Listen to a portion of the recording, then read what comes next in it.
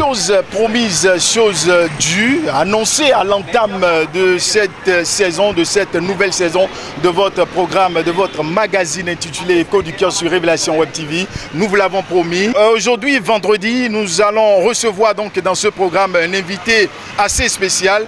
Il s'agit bel et bien d'un directeur donc de publication. Tout de suite et sans plus tarder, j'ai avec moi Urbain Akako. Il est le directeur de publication du quotidien Monde Info 7. Merci Urbain d'avoir effectué le déplacement. C'est vrai que c'est pas facile de vous avoir sur des plateaux du genre, mais vous avez quand même aménagé votre temps pour vous retrouver parmi nous. Donc, merci beaucoup. Merci à vous également et merci à tous les collègues, merci à tous ceux qui nous suivent. C'est un plaisir pour moi. Merci beaucoup à vous. Et sans plus tarder, donc, nous allons rapidement donc, faire un tour à la une de votre parution du jour. Et je vois ici, je jette un coup d'œil très rapidement, je vois agitation stérile de l'ancien député vomi par le peuple. Voilà, et on écrit, ça c'est le sous-titre, hein. En titre on met « Les Béninois dénoncent cette aigreur du traite Gbadamassi ». Un titre assez engagé et très fort. Qu'est-ce que vous voulez dire par là? Un titre vraiment audacieux.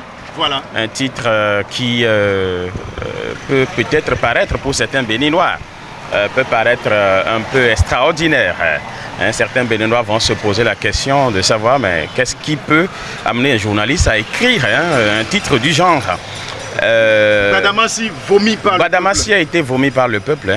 Lorsque vous suivez les récentes sorties médiatiques de l'homme, accompagné donc des commentaires des internautes et même des populations béninoises à la base, des gens que nous avons interviewés. Nous, on a pris un échantillon de 50 personnes qu'on a interviewées dans le septentrion pour en savoir un peu sur ce qu'on peut retenir de ces propos, de cette demande formulée par Rachid Gbadamassi à l'endroit de Abdoulaye Biotchane. Gbadamassi qui demande à Biotchane de démissionner, qui le critique. Critique Biotchane, le peuple béninois aujourd'hui connaît, c'est pas à moi de le démontrer. Le peuple béninois sait aujourd'hui et peut témoigner quelle est la qualité, quelle est la plus-value que ce homme d'État apporte à notre République et quel est le rôle que cet homme joue au sein de ce parti politique qu'est le bloc républicain. Et donc, Biotchane n'est plus à démontrer.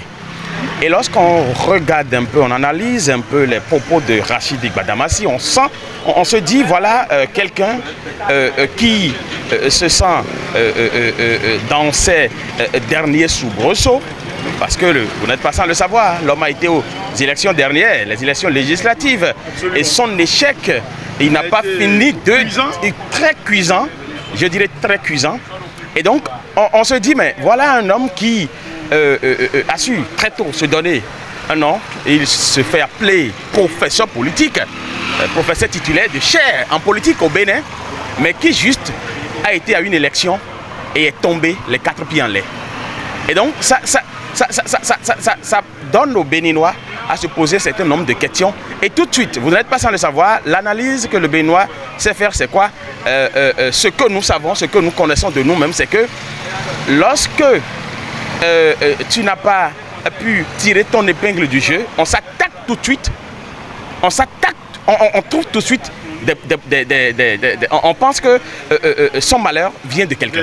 Des excuses échappatoires. Et ça vous fait dire des choses qui sortent de l'entendement. Et donc, beaucoup de Béninois ont comparé un peu cette réaction de Gbadamassi à son échec cuisant lors des élections dernières. Heureusement que l'homme lui-même a dit que ce n'est pas affirmatif.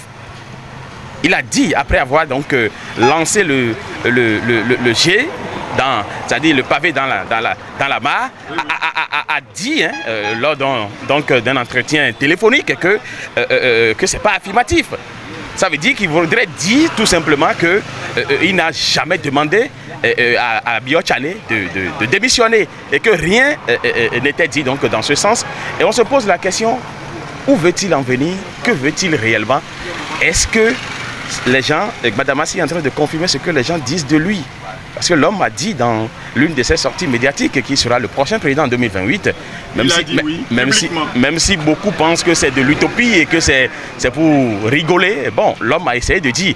Et beaucoup se posent la question de savoir si c'est cette envie qui le pousse à commencer déjà par préparer 2026 en demandant à Biotchané de démissionner pour que lui prenne sa place. Donc beaucoup de gens se posent la question.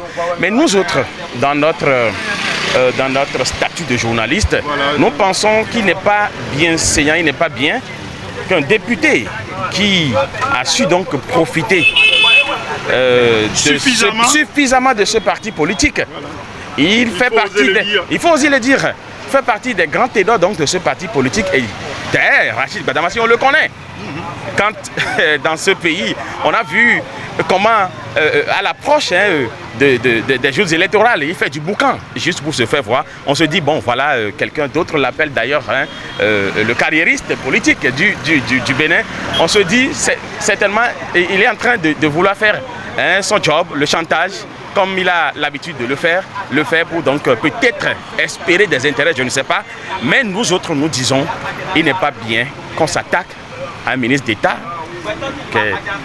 Abdoulaye Biotchané, qui a quand même tout donné pour cette République. C'est indigne de la part d'un politique de vouloir donc s'attaquer de cette façon à un homme politique. De toutes les façons, Hubert Akako, c'est votre position. C'est ma position à moi, c'est mon avis à moi. La question, je ne vais pas aller plus loin. Alors, à quoi peut-on s'attendre actuellement à cet état de choses-là? Non, il n'y a rien de grave. Il n'y a rien de grave. Alors, quelle sera la suite de Gbadamassi? La suite, non. Est-ce que vous avez évoqué tout à l'heure 2026? Non. Est-ce qu'il est en train de s'apprêter pour 2026? Voilà des questions. Bon, on ne saurait le dire, mais même s'il a cette envie, c'est que déjà il a déjà fait un faux pas. Son échec cuisant à l'élection législative, aux élections législatives dernières, montre clairement que l'homme n'a plus les cartouches nécessaires pour espérer. Les choses sont en train de le lâcher. D'accord. Ouais. Alors, pour finir avec vous, M. Hubert Akako, comment appréciez-vous ce programme Écho du Kiosque? Je pense que c'est un programme qui mérite d'être soutenu. C'est un programme que le peuple béninois doit donc adorer et accompagner, parce que ça permet à ceux-là qui n'ont pas pu donc avoir la quintessence donc des informations parues dans les journaux, parce que c'est un programme qui fait donc qui va en profondeur des informations parues dans les journaux. Et c'est un programme que les gens doivent aimer. J'invite tout le peuple béninois et même à l'étranger, un peu partout, j'invite tout le monde à pouvoir suivre donc cette belle initiative de Révélation Web TV qui quand même, moi en tout cas personnellement, j'en suis fier et je compte toujours soutenir l'événement. Merci beaucoup à vous, Hubert Akako. Je rappelle que vous êtes le directeur de publication donc, du quotidien Monde Info 7. Merci d'être passé sur le plateau donc, de ce magazine. Merci à vous. C'est un plaisir. Allez. Ciao, ciao. Mesdames et messieurs, nous allons poursuivre, donc je vais y arriver, nous allons poursuivre donc dans cette dynamique donc pour retrouver William Blaoun avec ses commentateurs. William Blaoun. Oui, Anagon. Comment allez-vous? Je me porte très bien, merci. Mais voilà, à l'instant c'était donc l'invité spécial donc de ce vendredi. Oui, voilà. Je vous laisse le micro pour la suite. Merci beaucoup Anagono Apollinaire. Et merci aussi à Hubert Akako. Alors, j'aimerais rapidement, merci Hubert Akako, voilà, cher collègue. Il est encore là, oui, voilà. Oui, voilà. Je suis toujours là. Oui, voilà, ça me plaît toujours de te demander, est-ce que tu ne penses pas que c'est trop fort? Je reste avec vous ou je peux partir? Bon, comme tu le veux. Je voulais juste savoir, est-ce que tu ne penses pas que c'est trop fort le titre de ta manchette? Non mais vous savez, au grand mot, les grands remèdes. D'accord, merci. La situation telle qu'elle se présente mérite quand même qu'on la traite de cette façon. Voilà. Alors, tu as tout dit avec Apollinaire. Merci beaucoup. Mesdames et messieurs, c'est toujours votre émission. Je vais rapidement retrouver mon tout premier commentateur de ce jour. Je suis Hubert Clébor. Monsieur Hubert Clébor, vous avez dans votre mail quel quotidien? Le potentiel. Le potentiel. Alors, quel est le titre que vous voulez commenter? Le titre que je veux commenter est coupure répétée de l'énergie électrique au Bénin. Alors, je vous... Virer les experts canadiens de la SBE. Le vœu des Béninois.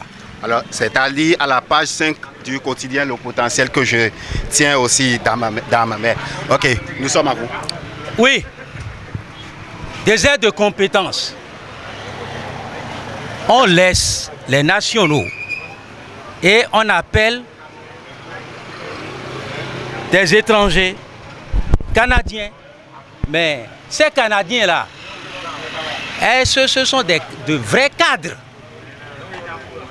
qui sont là-bas. De vrais cadres au Canada. Non, on nous amène des individus. Moi, je dirais que c'est des individus qu'on ne connaît même pas. On les met à la tête de nos sociétés d'État. Dans ce pays, il y a quelques mois, le président Patrice Talon était en France, devant le MEDEF, et a dit que nous avons du courant à revendre. Et on peut revendre à la Chine. Mais ça n'a pas raté. Quelques jours après, coupure au CNHU. Il y a eu des morts.